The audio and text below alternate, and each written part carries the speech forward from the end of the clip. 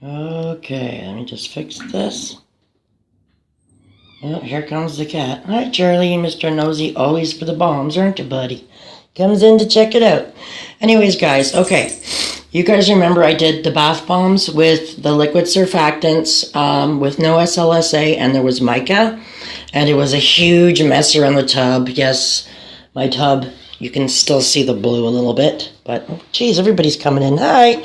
Anyways, I decided to try again with the 3 liquid surfactants, which was, I believe it was, I did the liquid Castile soap, glycerin, and the Cocoa Bee. That was my favorite of the liquids, so I decided to do one anyways with SLSA. I don't know if you guys saw the video, but I was trying to do my normal green monster bombs with the toys in it, and I wanted to use that formula just because I wanted to see. But when I tested them in the laundry tub, when I rinsed out my bowls and tested the mini, like the powders and stuff, the foam was absolutely insane. Then I threw the mica ones in that were really lousy, and it was just nuts. So I thought, you know what, let's try these. So this is my Bling Bomb recipe with the SLSA, but it's got the 3 liquids, and it's a super heavy bomb. There's a toy. I'm not going to be able to use any of these because they all did this. So this is just a test to see what kind of foam we get. Because like I said to you, the foam was intense. And I think I really liked the foam factor because everybody was saying they want better foam in the tub. They want the bubbles to last longer. Look at that. That's cool. So we're going to just test that theory. And like I said, this is it. I will have to redo these with the toys in them, but this is to test the foam. And then when we're done this one, I'm going to actually test one of the unicorn bombs that broke, which is right here, as long as Charlie doesn't eat them, right, mister? So that's going to be after this. But this was to test the foam factor of these ones. And obviously I have to take the toys out. And it's a very heavy bomb. The tub water, I can't tell you if it's floating. It seemed like it was floating. Oh yeah, it's floating. See? Off to the bottom. Off to the bottom. So anyways, this one's floating. That's a floating bomb. Just so there's no confusion, a floating bomb is when you can see the bomb and the color coming off. A bomb that has sunk usually just goes ba-thunk, it's to the bottom, and you see the bubbles breaking to the top. There are the kind that aren't on the bottom and aren't on the top. They're kind of in between, and they spin and boogie all over the place. There's nothing wrong with those bombs, but they are not classified as foaming or floating bombs. I just want to clear that up. Not that I'm being Miss Smarty-ass or anything like that. It's a learning experience. I just want to explain to you the difference so that there's no confusion. This is a floating bomb. That's just all I want to say.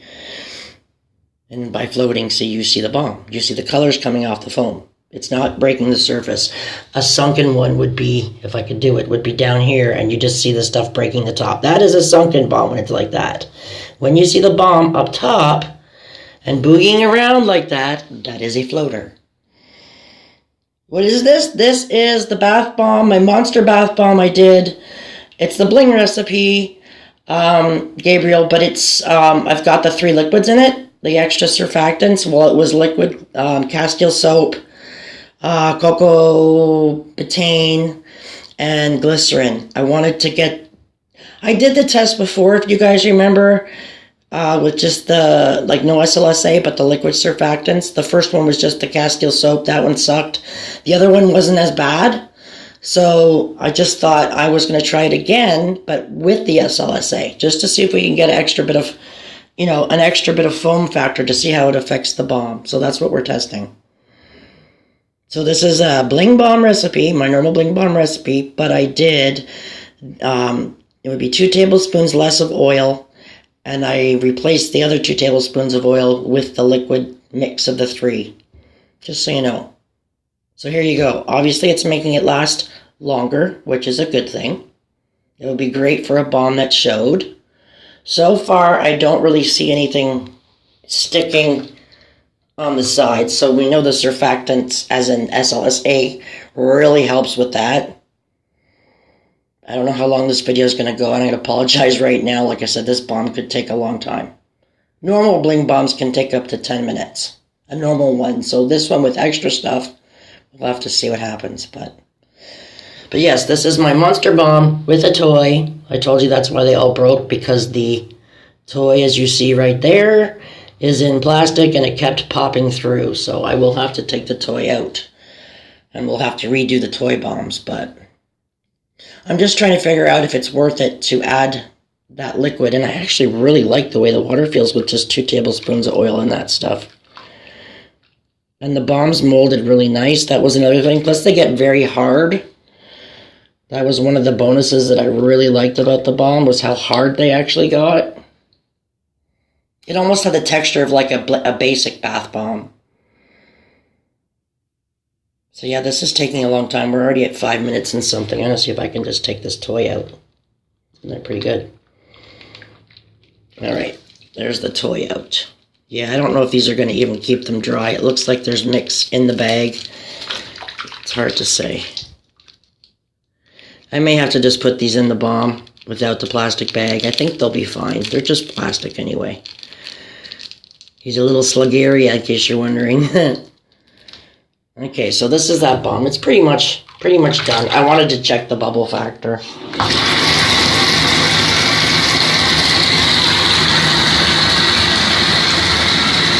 No bubble tricks here.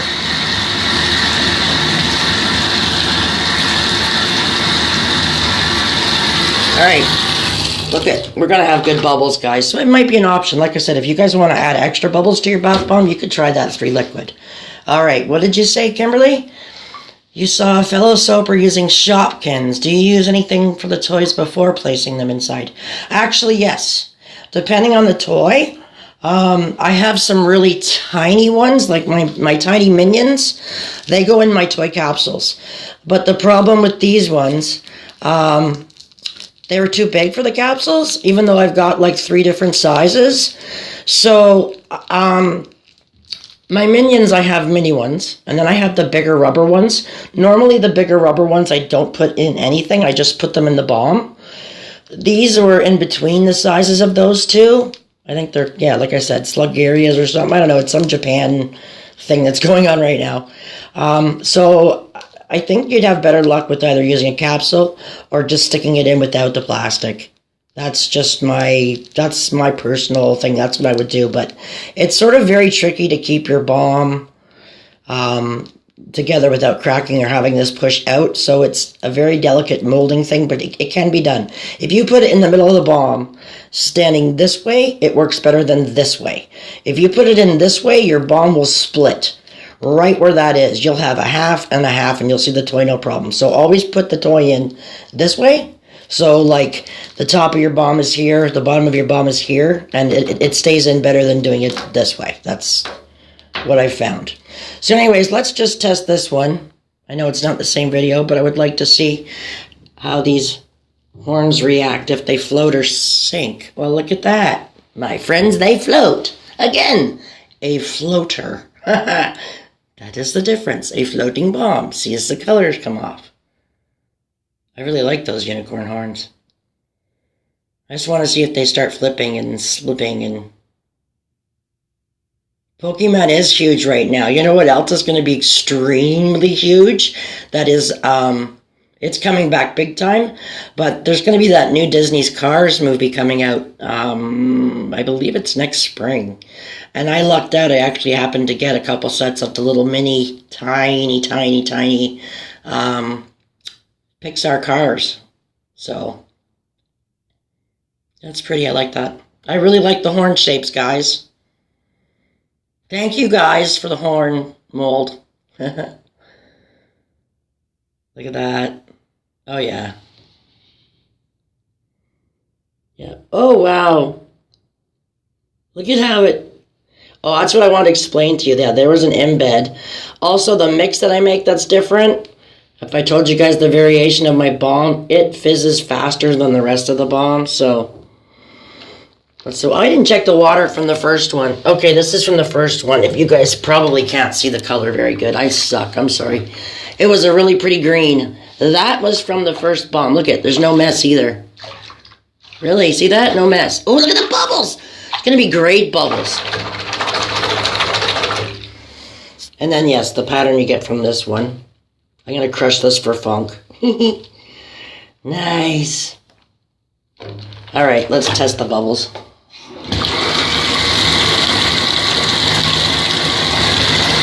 This is with no trick. But then you can do the bubble trick, if I can, as I splash it frickin' everywhere. Let's see.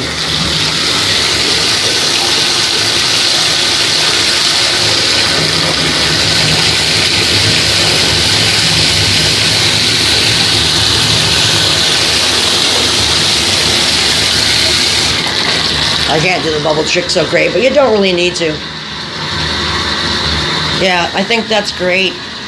I think that liquid is a great addition to your bombs. I really do. And I mean, you get in there and do this, or you're splashing around in the bath. You're gonna get.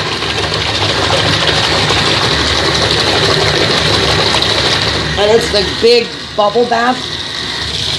With that liquid, I noticed you get that big bubble bath bubbles, whereas with just the bath bomb SLSA bubbles, you get like the more smaller type creamier bubbles. But with the addition of the 3 liquids, if you notice, look at the bubbles. They're like big bubble bath bubbles. So it does make a difference. The last one I did without the SLSA I thought was too dry. Like it sucked the oil out. The soap kind of like really cut the oil. But this one, it feels just like the Bling Balm did without adding anything extra. So the moisture content is still really there. So if you guys wanted to try that, I would definitely say do it. Try it. It's worth it, especially if you want to have a bubble bath bomb. Like, look. That's quite the bubbles. I've sat in here. I tested one the other night, and I literally had bubbles like surrounding me up my back and everywhere, and I had to keep swishing it out of the way.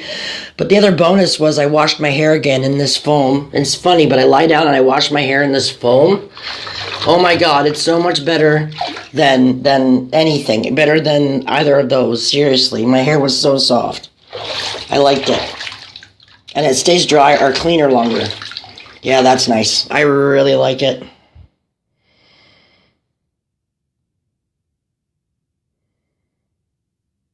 Oh, Kim, you did a video? Can I have the link for it? Can you post the link for it on Facebook for me? I'd love to see it. No, this isn't the disodium lauryl. This was a mixture of liquid castile soap, glycerin, and cocoa betaine. I'm sure you could use laurel betaine. You could use decyl glucoside, but it was the combo of 3. I have made bombs. What was it? I do bombs for personal use, which I'm going to start probably making to give away or like to sell too. I make my normal Bling Balm with the decyl glucoside as well as SLSA and not the other ingredients I just told you about. But this was just expanding on that one video I did where I used just the 3 liquids without SLSA. But I really, really like this combo. So it's basically my Bling Balm recipe, but with the addition of, it was equal parts. Like I have a bottle like this downstairs, okay? And what I did was equal parts. I did glycerin, cocoa bee, and then I did the, what did I say the other one was? Cocoa bee, glycerin, and liquid castile soap. Even amounts. I would probably up the decyl or the surfactant a bit more, but that was just the ratio that I came up with at the time. So, yeah, I think it's a good one, and the water's still really nice. And I tell everybody too, when the bubbles go away, just flick your water on, and they will come back. See?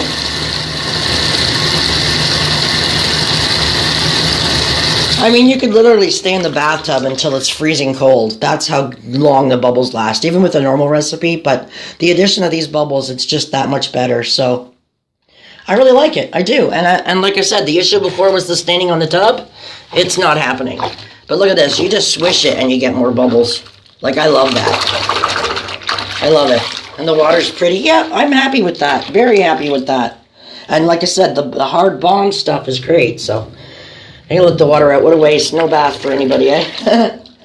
But it's that stain that you see up above is from a different bomb.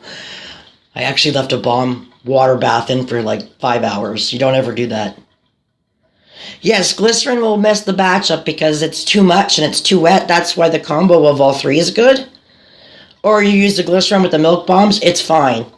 Yeah, there's just, you have to play around with the ratios, but I'm sure you'll get it. So, that's it. I just wanted to show you guys that. That's what I come to the conclusion of using it with SLSA. The bubbles were insane. If you were to throw, say you have this in your tub already, and you now are going to throw in a basic bath bomb, you're going to get super insane, crazy bubbles. So just remember that. So I was thinking it'd be great to have a set, like have a bath bomb, bubbler bath bomb, sell it with a bubble fizzer, and it's your bubble booster for your bomb. I want to do that so bad, so I might be doing that. But yep, that's what I wanted to share with you guys, so there you go. It's not a flop if you do it that way. Just you have to add the SLSA. If you're not going to do an SLSA bomb, then the only other option I could think of is the thick surfactants, which would be like the decyl glucoside or something thick. Not cocoa betaine, it's too watery. I know people have had good luck with it, and like I said, I need the other two ingredients in here to make it work. The glycerin thickens up the cocoa bee, and then your liquid castile soap, it's it's like a surfactant / soap, whatever, and it just bubbles. There you go. Okay, guys, well, thanks for watching. And I'll see you in a little while because I'm probably going to do a video. All right? Thanks, guys. And now I have hiccups. Talk to you guys later.